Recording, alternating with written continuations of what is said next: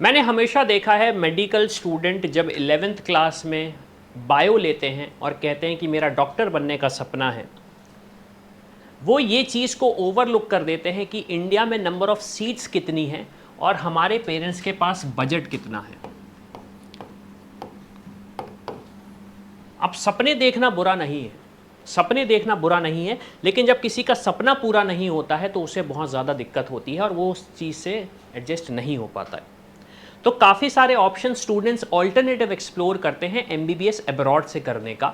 इस वीडियो में मैं डिस्कस करने वाला हूं कजाकिस्तान के बारे में कि एग्जैक्टली क्या स्टेटस है, क्योंकि काफ़ी सारे स्टूडेंट्स को मिसलीड किया जाता है, मिसगाइड किया जाता है कि अच्छा आप यहाँ पे ये भी कर सकते हो, आप यहाँ पे ये भी कर सकते हो, क्योंकि एग्जैक्टली होता ये है कि आपने एक बार एडमिशन लिया किसी भी एजेंट के नॉन कॉलेज के साथ या फिर उनकी टाई अप जिनसे होता है उनसे आपने एडमिशन ले लिया, उसके बाद आप जाने और आपका कॉलेज जाने, स्टूडेंट्स को तो बहुत ज़्यादा सफ़र करना पड़ता है।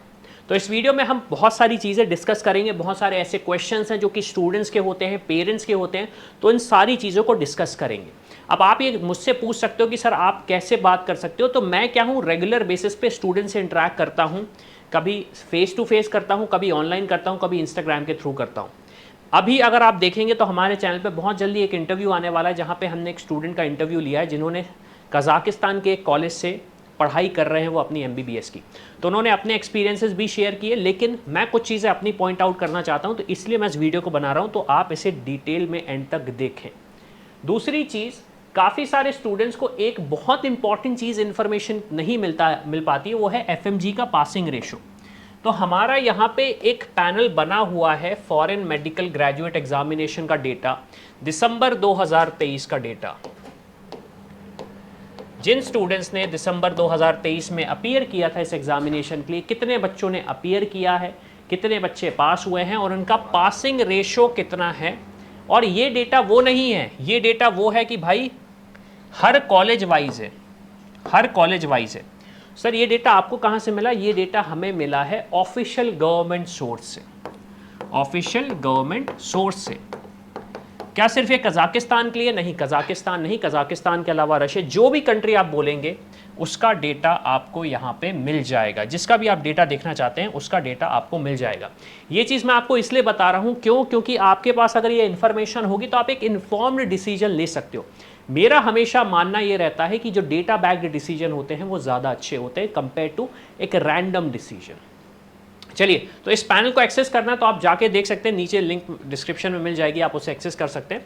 हम डिस्कस करते हैं कि एग्जैक्टली क्या स्टेटस है कजाकिस्तान का।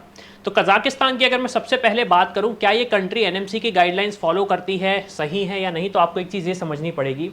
दिसंबर 2023 में जो फॉरेन मेडिकल ग्रेजुएट एग्जाम था उसमें नंबर ऑफ स्टूडेंट्स जो अपीयर हुए हैं वो है 3907, मतलब लास्ट ईयर दिसंबर में 3907 स्टूडेंट्स ने इस एग्ज़ाम को दिया। अब कितने पास हुए हैं, कितने फेल हुए हैं, वो तो डेटा आपको सारा दिख ही जाएगा, लेकिन एक चीज़ आपको ये समझ में आ रही है कि स्टूडेंट्स यहाँ पे जाते तो हैं। अब सवाल ये आता है कि क्या ये कंट्री सेफ़ है, यहाँ जाना चाहिए, क्या डिटेल्स हैं, वो अब हम डिस्कस करते हैं इस वीडियो में। सबसे पहला सवाल आता है कि हमें एमबीबीएस करने के लिए कजाकिस्तान चूज़ ही क्यों करना चाहिए। अब देखो, बड़ा सिंपल सा आंसर देता हूँ मैं। सोवियत यूनियन का आपने नाम सुना होगा, आपने नहीं सुना होगा तो आपके पेरेंट्स ने सुना होगा। जब वो ब्रेक हुआ तो उसके बाद छोटी छोटी कंट्रीज में कन्वर्ट हो गया। सबसे बड़ी कंट्री थी रशिया, सबसे बड़ी कंट्री थी रशिया। रशिया के टूटने के बाद, मतलब सोवियत यूनियन के टूटने के बाद जो छोटी छोटी कंट्रीज थी उनमें से एक कंट्री कजाकिस्तान भी थी। अब ये बैक स्टोरी मैं आपको क्यों बता रहा हूँ, क्योंकि आपको एक चीज़ ये समझनी पड़ेगी, सोवियत यूनियन सुपर पावर था उस टाइम पे, रशिया सुपर पावर है इस टाइम पे। उनके पास एक मेडिकल इंफ्रास्ट्रक्चर था जो कि टूटने के बाद भी अभी अवेलेबल है, मौजूद है। तो कजाकिस्तान भी एक ऐसी कंट्री है जो सेपरेशन होने के बाद मेडिकल इंफ्रास्ट्रक्चर में ग्रो कर रही है, किया है। और इनकी जो एजुकेशन है वो अफोर्डेबल तो है ही, लेकिन जो एक क्वालिटी ऑफ एजुकेशन जो स्टूडेंट को मिलनी चाहिए एक पर्टिकुलर इंस्टीट्यूशन से, वो यहाँ पे बहुत सारे कॉलेजेस के थ्रू मिल जाती है। तो एक वाइबल ऑप्शन है स्टूडेंट्स के लिए जो एक्सप्लोर करना चाहते हैं अब्रॉड से एमबीबीएस करने का। दूसरा क्वेश्चन आता है what are the eligibility criteria for MBBS in Kazakhstan. अब ये क्वेश्चन का आंसर मैं स्पेसिफिकली इंडियन स्टूडेंट्स के लिए दूंगा। आपका सिर्फ और सिर्फ नीट क्वालिफाइड होना चाहिए। अब आप बोलोगे सर नीट क्वालिफाइड की क्या जरूरत जब मैं अब्रॉड से एमबीबीएस करने का सोच ही रहा हूं, इंडिया के रूल्स मुझे दूसरी कंट्री में आप क्यों थोप रहे हो? आंसर बड़ा सिंपल सा है कि भाई इंडिया से वापस आना है, डॉक्टर बनना है, इंडिया में लाइसेंस लेना है, तो जो एनएमसी के गाइडलाइंस है उन्हें फॉलो करना पड़ेगा। अगर आपका एम है कि भाई मैं यूएसएमएलई करूंगा या फिर यूएस जाऊंगा, यूके जाऊंगा, तो बिल्कुल जा सकते हो आप, कोई दिक्कत नहीं। लेकिन इंडिया अगर वापस आना है तो जो एनएमसी की गाइडलाइन है वो फॉलो करनी पड़ेंगी, और कजाकिस्तान भी वही फॉलो करता है कि आप नीट के लिए क्वालिफाइड होने चाहिए, नीट एग्जाम के लिए एलिजिबल होने चाहिए, और कोई डिफरेंस नहीं। नेक्स्ट क्वेश्चन आता है how long is the MBBS programme in Kazakhstan. अब क्योंकि majority of the colleges NMC guidelines को फॉलो करते हैं, कुछ कॉलेजेस नहीं भी करते, मैं आपको अभी बता देता हूं, कुछ कॉलेजेस हैं जो कि नहीं भी करते हैं, तो वहां पे हमें एडमिशन नहीं लेना है, क्योंकि जो कॉलेजेस फॉलो करते हैं उनका जो पैटर्न होता है वो होता है 5 years of academics plus 1 year of internship, जो कि एनएमसी ने बोला है कि इन कंट्रीज में होना चाहिए। नेक्स्ट क्वेश्चन आता है what is the fee structure for MBBS in Kazakhstan. अब ये वेरी करती है, ठीक है, ये दो चीज़ों में वेरी करती। पहली चीज़ तो ये कि कौन सा कॉलेज आप चूज़ कर रहे हो, किस जगह पे चूज़ कर रहे हो। एवरेज अगर मैं बात करूं तो फीस आपकी स्टार्ट होती है लगभग 3 लाख से। एक एवरेज फीस की बात कर रहा हूं, लगभग 3 लाख से स्टार्ट होती है ट्यूशन फीस। फिर आपका हॉस्टल अगर हो गया तो मैं उसको 15,000 कर लेता हूं इंक्लूड, या फिर कुछ हॉस्टल 40,000 के भी होते हैं, ठीक है। तो आप ये समझ सकते हो कि ऑन एन एवरेज अगर हम बात करें कजाकिस्तान एज अ स्टेट की, तो लगभग 25 लाख में आपका एजुकेशन हो जाएगा कंप्लीट। अब ये वेरी करता है university to university, location to location, लेकिन हाँ लगभग 25 लाख का अगर आपका बजट है, और इससे ज़्यादा है तो ऑब्वियसली बात है ऑप्शन ओपन हो जाते हैं, लेकिन अगर लगभग 25 लाख का है तो आपके पास ऑप्शन आते हैं। फिर is the MBBS degree from Kazakhstan recognised world wide. अब ये सबसे बड़ा क्वेश्चन आता है, ये सबसे बड़ा क्वेश्चन आता है। तो देखो वर्ल्ड वाइड का तो हम बोल देंगे कि भाई बहुत सारी चीज़ें होती हैं, WHO होता है, ठीक है, एक तो यहाँ से वेरिफिकेशन आप करो, दूसरा होता है जो कि मैं हमेशा स्टूडेंट से बोलता हूँ NMC, कि भाई जब NMC का अप्रूवल आपको मिल गया है तो एटलीस्ट इंडिया आके तो डॉक्टर बन सकते हो। हालांकि अप्रूवल मतलब गाइडलाइंस, अगर NMC की गाइडलाइंस फॉलो हो रही है तो आप इंडिया आके तो डॉक्टर बन सकते हो, है ना। तो वर्ल्ड वाइड यस हैं काफ़ी सारी यूनिवर्सिटी रिकग्नाइज्ड, अच्छी ऑर्गेनाइजेशन से जो कि टॉप क्वालिटी हैं मेडिकल एजुकेशन के लिए। लेकिन ये चीज़ आपको वेरीफाई करना पड़ेगा एज अ स्टूडेंट कि जो यूनिवर्सिटी में आप जाने का सोच रहे हो वो है आपकी या नहीं। फिर नेक्स्ट क्वेश्चन आता है what is the admission process for MBBS in Kazakhstan. अब यार ये देखो, ये बड़ा सिंपल सा प्रोसेस होता है अगर मैं आपको बताऊं, ठीक है। काफ़ी सारे स्टूडेंट से मिस आउट हो जाता है। आपको करना ये है कि भाई आपका नीट का स्कोर, 10-12 की मार्कशीट, आपकी फोटोज और आपका आईडी प्रूफ, जो कि पासपोर्ट भी हो सकता है, पासपोर्ट चाहिए पड़ेगा आपको, ठीक है, पासपोर्ट भी चाहिए पड़ेगा, ठीक है। ये इन्फॉर्मेशन लेके आप रीच आउट करें, ओके, और एप्लीकेशन करें। अब काफ़ी सारे स्टूडेंट्स क्या करते हैं, कुछ गलती कर देते हैं, या फिर एमबीबीएस की जगह बीडीएस कोर्स के लिए अप्लाई कर देते हैं। ये मैंने देखा है लिटरली, काफ़ी सारे स्टूडेंट्स ने क्या किया, सर मैं खुद करूंगा। क्यों? क्योंकि मैं चाहता हूँ चीज़ें सीखने का, मैं चाहता हूँ अपने पेरेंट्स का पैसा बचाने का। अच्छी बात है, करना चाहिए, लेकिन गलती क्या होती है ना, स्टूडेंट्स ने क्या किया, एमबीबीएस की जगह बीडीएस का ऑप्शन चूज कर लिया। अब होता ये है कि भाई शुरू में एजुकेशन सिमिलर रहती तो बहुत टाइम तक तो आपको पता नहीं पड़ा, फिर बताया डॉक्टर्स ने कि आपको तो सिर्फ दांत ठीक करने हैं, तो फिर आपको पता पड़ा कि यार मेरे से बहुत बड़ी गड़बड़ हो गई। तो यार जानना चाहते हो सही प्रोसेस या सही लोकेशन, सही यूनिवर्सिटी कौन सी रहेगी आपके लिए, तो ऑब्वियस सी बात है आप हमारी टीम को रीच आउट करो। नीचे डिस्क्रिप्शन में डिटेल्स दिए गए हैं कैसे आप रीच आउट कर सकते हो, या फिर आप डायरेक्टली कॉल पे बात कर सकते हैं। फिर are there any entrance examination required for admission. Yes, काफ़ी सारे स्टूडेंट्स बोलते हैं, काफ़ी सारे लोग बोलते हैं नहीं, आपको रिक्वायर्ड होता है। इंडिया से अगर आप जा रहे हो तो आपके नीट स्कोर पे आपको एडमिशन मिल जाएगा। आपको नीट क्वालिफाइड होना चाहिए, आपका नीट क्वालिफाइड होना चाहिए। दूसरे एग्जाम्स लाइक आइल्स हुआ, टॉफिल हुआ, इनकी ज़रूरत आपको इस कंट्री में नहीं पड़ती है। फिर क्वेश्चन आता है what is the medium of instruction for MBBS in Kazakhstan. अब देखो मीडियम फ्रैंकली बोलूँ 3 है। एक तो कजाक है जो कि वहाँ की लोकल लैंग्वेज है, रशियन है और इंग्लिश है, ठीक है। अब अगेन मैं बोलूँगा, जैसे कि मैंने वो सोवियत यूनियन वाली कहानी बताई, इसलिए मैं आपको ये सारी चीज़ें सबसे शुरू में ही बता दी थी, ठीक है। आपको क्या चूज़ करना है, आपको वो कॉलेजेस चूज़ करना है जिसमें मीडियम ऑफ इंस्ट्रक्शंस होगा इंग्लिश, ताकि आपको आपकी जो डिग्री होगी वो इंडिया में आके भी वेरीफाइड हो जाएगी, वैलिड हो जाएगी। प्लस अगर आप कहीं दूसरी जगह जाना चाहते हो तो वहाँ पे आपको एक्स्ट्रा प्रूफ नहीं देने पड़ेंगे कि नहीं भाई मैंने जो डिग्री है मेरे पास वो एक्चुअल डिग्री है और मैं आपको प्रूव करने की ज़रूरत नहीं पड़ेगी। तो आपका जो मीडियम ऑफ इंस्ट्रक्शंस होगा वो इंग्लिश होना चाहिए मतलब। फिर what are the living conditions and accommodations like in Kazakhstan. अब देखो ये चीज़ बहुत इंपॉर्टेंट चीज़ है, आपको ये समझना पड़ेगा। कंट्री अब्रॉड में हो सकती है लेकिन उसकी कंडीशंस ऐसी होती हैं कि ये वेरी करती है लोकेशन टू लोकेशन और किस लोकेलिटी में आप रह रहे हो। हमेशा हम स्टूडेंट्स को रेकमेंड करते हैं कि भाई आप अगर जा रहे हैं तो हॉस्टल में रहिए जो कि यूनिवर्सिटी से प्रोवाइड हुआ है, हॉस्टल में रहिए जो कि यूनिवर्सिटी से प्रोवाइड हुआ है ताकि आपको कोई इशू ना आए। लेकिन काफ़ी सारे स्टूडेंट्स क्या करते हैं, वो कहते हैं हम प्राइवेट अकोमोडेशन ले लेंगे। तो प्राइवेट अकोमोडेशन अगर आप लेते हो तो लगभग आपका खर्चा आता है 25,000 से लेके 35,000 रुपीज़ पर मंथ का।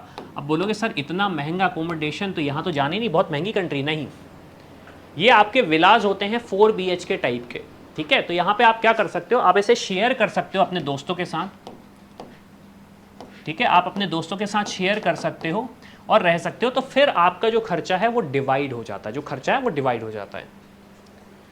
फिर is it safe for international students to study in Kazakhstan. मैं फ्रैंकली बोलूँ, मैं जब बच्चों से बात करी तो काफ़ी सारे बच्चों का ये कहना है कि sir it's a home away from home, home away from home. Specially Indian students के लिए तो उनका ये कहना है, क्योंकि वो उन्होंने मुझसे बोला था, आप अगेन पॉडकास्ट में भी सुन सकते हो, कि इंडिया के कल्चर को बहुत अप्रिशिएट करते हैं और इंडिया के लोगों को काफ़ी ज़्यादा प्यार मिलता है वहाँ पे। तो कंट्री सेफ भी है और जो वहाँ की ऑडियंस है, पॉपुलेशन है, वहाँ के जो लोग हैं वो एक्सेप्ट भी करते हैं आपको, एज अ ट्रीट नहीं करते, कोई एक भेदभाव नहीं होता इंडियन स्टूडेंट्स के साथ। फिर नेक्स्ट क्वेश्चन आता है what is the climate like in Kazakhstan. अब देखो क्लाइमेट अगर मैं बात करूं तो इंडिया से तो ठंडा ही है, इंडिया से तो ठंडा ही है, लेकिन ये रशिया से वार्म है। इंडिया से ठंडा है, रशिया से वार्म है। तो इंडिया के जितने ऊपर आप जाओगे ठंड बढ़ती जाएगी, रशिया से जितने दूर आओगे ठंड कम होती जाएगी, मतलब हल्की सी गर्मी पड़ने लगेगी। तो हाँ, वहाँ पे जो कि बहुत सारे स्टूडेंट्स देखते हैं बर्फ़ भी गिरती है, ठीक है, वहाँ पे बर्फ़ भी गिरती है। तो क्लाइमेट की अगर बात करें तो ठंडा है, इंडिया के मुकाबले थोड़ा सा ठंडा है, लेकिन हाँ रशिया के मुकाबले गर्म है। फिर नेक्स्ट क्वेश्चन आता है can students work part time while studying MBBS in Kazakhstan. अब ये सबसे बड़ा क्वेश्चन स्टूडेंट्स के लिए इसलिए आता है क्योंकि पहले स्टूडेंट्स ये बोलते हैं कि सर मेरे को अपने पेरेंट्स को सपोर्ट करना है, ठीक है, पेरेंट्स को सपोर्ट करना है, या फिर मेरे एक्सपेंसेस हैं उन्हें बियर करना है। तो सबसे पहली चीज़ तो आप ये समझिए कि आपको पेरेंट्स ने वहाँ पे पढ़ने भेजा है ताकि आप अपनी डिग्री कंप्लीट करके जब डॉक्टर बनोगे तो फिर आप ऑटोमेटिकली अपने पेरेंट्स को सपोर्ट कर दोगे, उसमें आपको कोई सपोर्ट देने की ज़रूरत नहीं। सेकेंड चीज़ जो लॉजिकल है वो ये है कि यहाँ पे स्टूडेंट्स को स्टूडेंट वीज़ा पे वर्क नहीं करने दिया जाता। काफ़ी सारे स्टूडेंट्स जो डिपोर्ट होते हैं कजाकिस्तान से, आउटसाइड कंट्री से, वो यही करते हैं कि वो अपने स्टूडेंट वीज़ा का मिसयूज़ करके लो वेजेस में, अगेन मैं आपको एक रियलिटी बता दूंगा और पेरेंट्स अगर देख रहे हैं तो उन्हें भी समझ में आएगा, लो वेजेस में काम करने की कोशिश करते हैं ताकि मैं अपना खर्चा निकाल सकूं। लेकिन आपको ये याद रखना पड़ेगा आप वहाँ पे मेडिकल एजुकेशन लेने गए हो तो आपको वहाँ काम करने की ज़रूरत नहीं और वो गवर्नमेंट अलाउ भी नहीं करती। अब आप ये बोलोगे सर अगर वो अलाउ नहीं करती तो लाइसेंस तब मिलता है जब आप सारी चीज़ें क्लियर कर लो। लाइसेंस आपको फर्स्ट ईयर फर्स्ट डे नहीं मिलता। नेक्स्ट क्वेश्चन आता है what is the procedure for obtaining a student visa for Kazakhstan. यार प्रोसेस बड़ा सिंपल है, जैसे ही आपके पास एडमिशन लेटर आता है यूनिवर्सिटी का, आप रिस्पेक्टिव एम्बेसी में जाते हो और वहाँ से फिर आप स्टूडेंट वीज़ा के लिए अप्लाई करते हो। ये प्रोसेस हल्का सा कॉम्प्लिकेटेड होता है स्टूडेंट्स के लिए, पेरेंट्स के लिए जिन्होंने इस चीज़ को पहली बार नहीं किया है या फिर जो पहली बार कर रहे हैं। तो इसमें अगर आपको गाइडेंस चाहिए तो प्लीज़ अगेन रीच आउट करें आप। फिर what are the career perspectives after completing MBBS from Kazakhstan. देखो सबसे पहला डिफॉल्ट करियर पर्सपेक्टिव तो ये है इंडिया में आके डॉक्टर लाइसेंस लेना, ठीक है। आप यूरोप भी जा सकते हो, यूएस एमएलई भी कर सकते हो, आप यूके एमएलई भी कर सकते हो, ठीक है। कोई इसको प्लैब बोलता है, और इवन आप यूएई में भी जाके सेटल हो सकते हो, मतलब एज ए डॉक्टर का लाइसेंस लेके प्रैक्टिस कर सकते हो। तो करियर अपॉर्चुनिटीज इस कंट्री में बहुत सारी हैं, स्पेशली जब आपने अपना एमबीबीएस कंप्लीट कर लिया होगा। फिर are there any cultural differences student should be aware of. अब देखो ये एक सबसे इंपॉर्टेंट चीज़ है, दोनों देश अलग ही हैं, इंडिया अलग है, कजाकिस्तान अलग है। जो सबसे इंपॉर्टेंट चीज़ हमें ये समझनी पड़ेगी कि वहाँ पे जो कल्चर है वो इंडियंस के लिए फ्रेंडली है, इंडियंस के लिए फ्रेंडली है। मतलब वहाँ के जो ऑडियंस है, वहाँ के जो लोग हैं, वो कोई भेदभाव नहीं करते, इंडियंस के साथ अच्छे से रहते हैं, एक साथ मिलजुल के रहते हैं और एक हंसी खुशी के तरीके से अपना काम करते हैं। अब देखो एक ये तो सारे क्वेश्चंस हो गए, एक क्वेश्चन और होता है जो स्टूडेंट्स के दिमाग में आता है कि सर स्कॉलरशिप्स वगैरह अवेलेबल होती हैं क्या कजाकिस्तान में। तो यार देखो स्कॉलरशिप्स की अगर मैं बात करूं तो यस स्कॉलरशिप्स अवेलेबल होती हैं कजाकिस्तान में, और स्टूडेंट्स को काफ़ी सारे लोग नहीं बताते, इवन एजेंट्स भी नहीं बताते। तो अगर आप जानना चाहते हो कि इसी स्पेसिफिक इंस्टीट्यूशन के लिए कोई स्कॉलरशिप अवेलेबल है आपके लिए, तो प्लीज़ आप रीच आउट करो हमारी टीम को, समझो कि कैसे आप उस स्कॉलरशिप के लिए अप्लाई कर सकते हो और क्या आप एलिजिबल हो। और मैं अभी बोल रहा हूँ वीडियो पे, हर स्टूडेंट्स को नहीं मिलती है स्कॉलरशिप, कुछ ही स्टूडेंट्स को मिलती है, लेकिन मिलती सिर्फ उन्हीं को है जो अप्लाई करते हैं, और अप्लाई कौन करता है, जिसको पता होता है। तो ये इन्फॉर्मेशन जानने के लिए अगेन इस क्यूआर कोड को स्कैन कर सकते हो, हमारी टीम से डिस्कस कर सकते हो, वहाँ पे जाके आप मैसेज करो एमबीबीएस फ्रॉम कजाकिस्तान या फिर scholarship options for MBBS abroad, और हमारी टीम आपको पूरा प्रॉपर गाइडेंस देगी। व्हाट्सएप पे मैसेज मत भेजना, उसका कोई रिप्लाई नहीं कर पाएगा। आप वहाँ पे जाएं और डिटेल्स फिल करें या फिर हमें कॉल करें। तो इसी के साथ मैं हूँ अविनाश, मेरा काम है रास्ता दिखाना, उस पर चल के डॉक्टर बनना आपका। I hope you like this video. For more such videos, keep watching our channel. And do not forget to like, share and subscribe.